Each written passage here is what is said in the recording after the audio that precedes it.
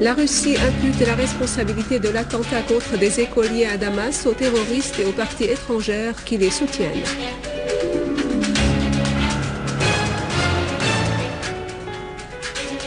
Décès du patriarche d'Antioche et de tout l'Orient des Grecs orthodoxes Ignace IV Hazim suite à une attaque cérébrale.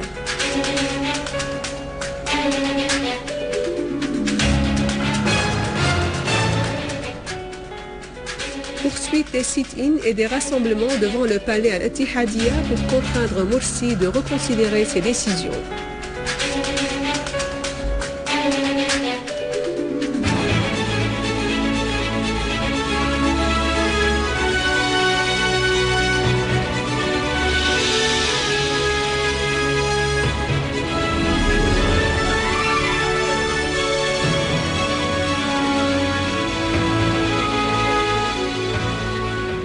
Bonsoir, après les titres, voici notre journal. Le roi de Jordanie, Abdallah II, a affirmé que la solution politique à la crise en Syrie est la seule voie pour sortir de la crise, soulignant que son pays ne fera pas partie de n'importe quelle intervention militaire en Syrie.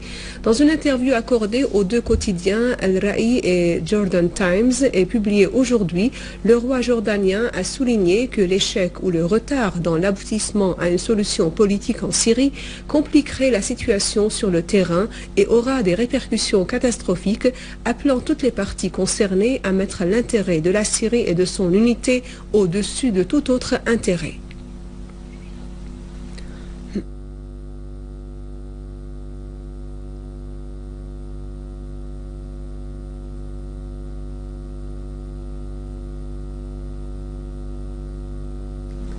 Le ministère russe des Affaires étrangères a imputé aux terroristes et aux pays qui les soutiennent la responsabilité de l'assassinat hier des écoliers dans la banlieue de Damas.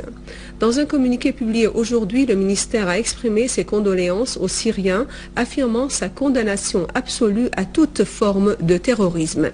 Il n'y aurait aucun objectif justifiant l'assassinat des enfants et la destruction des écoles et des hôpitaux, souligne le ministère, tout en affirmant que ceux qui commettent de tels actes sont des criminels et doivent subir les peines les plus dures. La responsabilité de ces crimes incombe de même aux partis extérieurs qui les soutiennent, précise le communiqué. Les funérailles des 13 étudiants et leurs enseignantes ont lieu aujourd'hui à l'hôpital Al-Mouassa. Les enfants tués et leurs enseignantes ont été la cible des obus de mortier lancés par des terroristes contre l'école Hussein Abdelrahman dans le camp Al-Wafidine dans la banlieue de Damas. 20 autres étudiants ont également été blessés, dont plusieurs sont en état grave. Monsieur Hazwan El-Waz, ministre de l'Éducation, a affirmé que le ciblage aujourd'hui par les groupes terroristes armés des élèves de l'école de Ptaiha s'ajoute au registre noir des terroristes mercenaires soutenus par l'extérieur.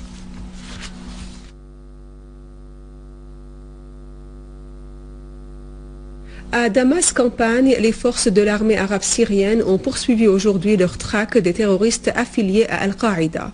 Elles ont détruit un véhicule équipé d'un mortier de 23 mm, en plus de 3 motocycles et une voiture avec des terroristes à bord dans la localité d'Al-Taïba. Une autre unité de l'armée arabe syrienne ont par ailleurs éliminé un groupe terroriste qui menait des actes de meurtre, de pillage et de sabotage dans la localité de Zamalka.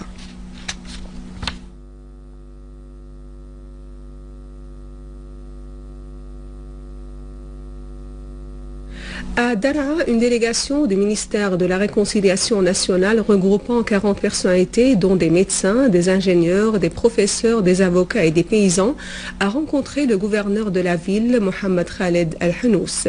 La délégation s'est engagée à lutter contre le terrorisme et à expulser les terroristes tout en exprimant son souhait de voir la sécurité et la stabilité rétablies dans toutes les villes en vue d'un retour à la vie normale.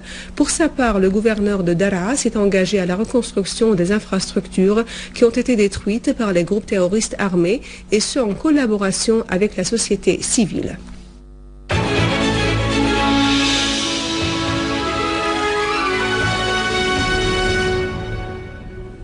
L'Assemblée du peuple a affirmé dans sa séance aujourd'hui que les enregistrements sonores publiés et diffusés sur l'implication du député libanais du courant Al-Mustaqbal, Uqab Saqr, et de son chef Saad Al-Hariri dans le soutien des groupes terroristes en Syrie imposent aux instances judiciaires compétentes au Liban de procéder à des mesures judiciaires à l'encontre de Saqr et Al-Hariri. Dans un communiqué lu par le président Mohammed Jihad Laham, l'Assemblée a précisé que le comportement de Saqr constitue un crime selon les lois et les règlements nationaux et internationaux en vigueur et aussi une violation des accords signés entre les deux pays et se contredit également avec la politique de la non-ingérence adoptée par le gouvernement libanais par rapport à la crise en Syrie. Laham a souligné que l'Assemblée du peuple attend des institutions juridiques et de la Chambre des députés de traiter avec sérieux et responsabilité cette affaire, vu que ce genre de crime a été l'œuvre d'un député libanais qui devient tout de suite un contrebandier d'armes et un tueur transfrontalier pour nuire aux infrastructures de l'État syrien sous le slogan d'assistance humanitaire.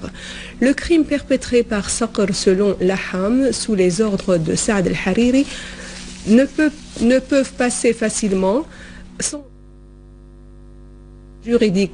sans que les autorités juridiques ne prennent des mesures qui s'imposent.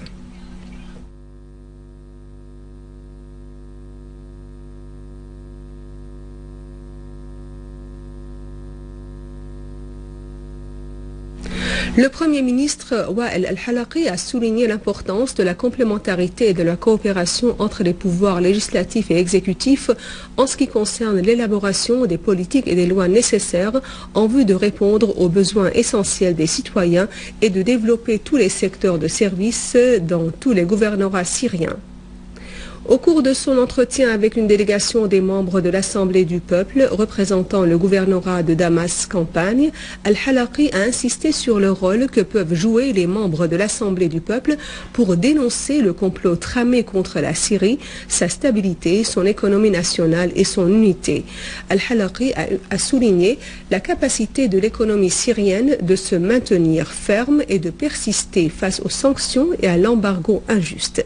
Il a indiqué que le gouvernement déploie de grands efforts pour subventionner les besoins essentiels des citoyens et pour promouvoir l'ensemble des secteurs, notamment le secteur agricole.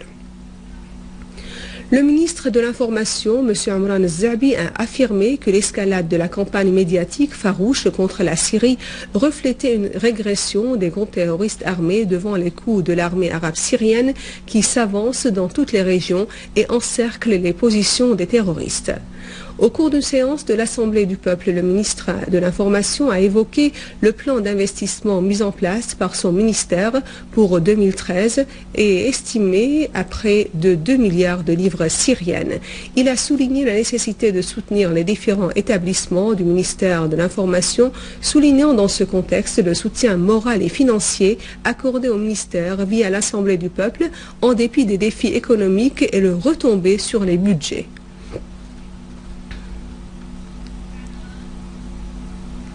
Le patriarche d'Antioche et de tout l'Orient pour les Grecs orthodoxes, Ignace IV Hazim, est décédé aujourd'hui à l'âge de 92 ans.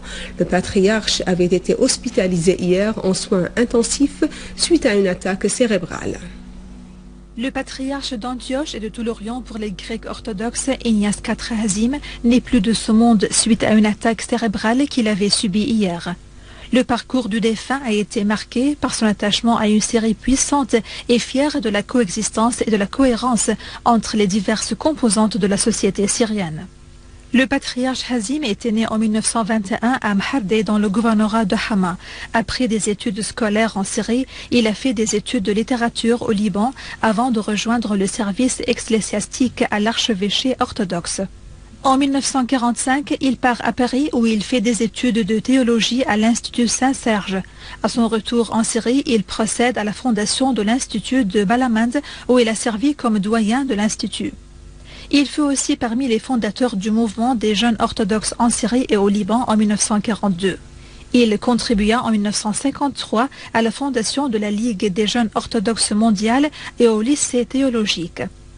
En 1970, il fut élu métropolite à Latakia et c'est le 2 juillet 1979 qu'il fut élu comme successeur des deux apôtres Pierre et Paul au patriarcat d'Antioche siégé à Damas. Le feu patriarche Ignace IV Hazim n'a de toute sa vie épargné aucun effort pour offrir aide et conseil. Il était un bon frère et père. À son âme la paix pour laquelle il a tant prôné.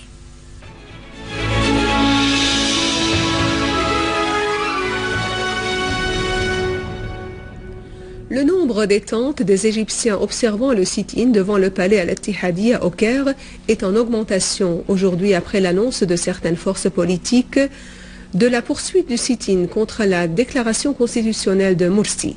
Parallèlement, les forces du maintien de l'ordre ont renforcé leurs mesures de sécurité aux alentours du palais présidentiel. D'autre part, le ministère de la Santé a déclaré que 37 citoyens ont été blessés dans les manifestations survenues hier devant le palais Al-Ittihadiyya et dans les autres gouvernorats, ajoutant que 40 policiers ont également été atteints durant les protestations. À la fin de ce journal, voici un rappel des principaux titres. La Russie impute la responsabilité de l'attentat contre des écoliers à Damas aux terroristes et aux patries étrangères qui les soutiennent.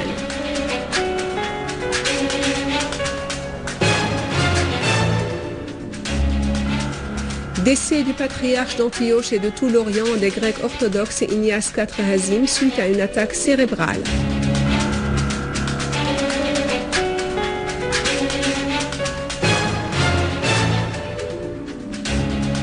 Poursuite des sit-ins et des rassemblements devant le palais Al-Ittihadiyya pour obliger Morsi de reconsidérer ses décisions. Ainsi s'achève notre journal, mais juste avant de vous dire au revoir, voici un rappel de notre site internet syriaonline.sy pour revoir ce journal. Merci et au revoir.